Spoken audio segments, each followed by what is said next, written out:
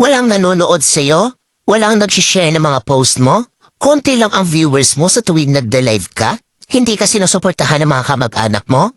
Kaibigan mo? Kakilala mo? Kapitbahay mo? Pinagtatawanan ka dahil sa pag-reels mo? Pinagtatawanan ka dahil sa paggawa mo ng mga content? Ito ang tatandaan mo. Huwag kang huminto. Huwag kang susuko. Huwag kang papaapekto sa sasabihin ng ibang tao tungkol sa'yo.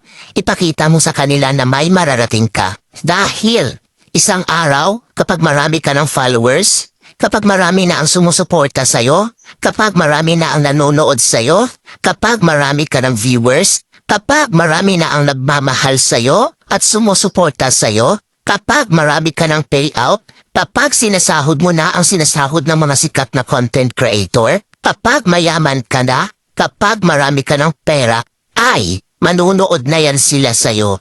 Sila na ang kusang lalap